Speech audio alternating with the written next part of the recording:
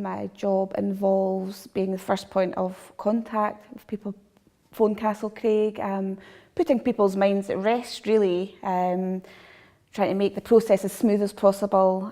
Quite often it's a family member that's phoning, maybe about their loved one, so they're quite often quite upset and they don't know what to do.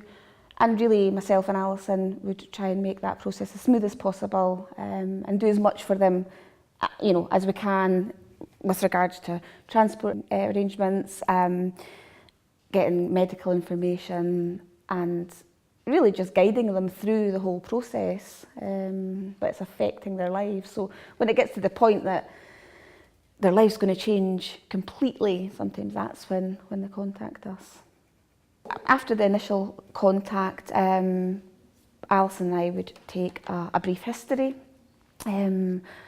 which we would then pass on to one of our consultants, who would then contact the patient themselves and do a more in-depth pre-admission assessment.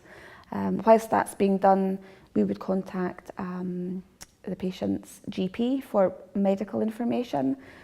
And it's not always, quite often, people say, oh, they don't know very much about my addiction, but it's really a past medical history that we're looking for to make sure that we're going to admit them as safely as possible, that we know everything that we need to, if they're on any medication and that kind of thing. So whilst the consultant's doing their assessment, we'll get that information. Basically, once those two things are done, we can arrange an admission where we discuss the costs, how long they would have to stay in treatment, or how long we would envisage that they would have to stay in treatment. Well, privately, you would be admitted very quickly, and you would pay for that yourself. If it's via the NHS, then they have their own procedures that must be followed before we would receive a referral. We accept insurance companies. The main insurance companies that would be happy to pay for Castlecraig would be Bupa and AXA PPP.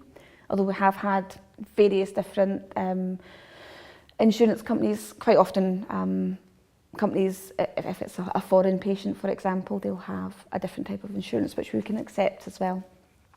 Yeah, and we quite often get people that we've maybe spoken to a year or two ago.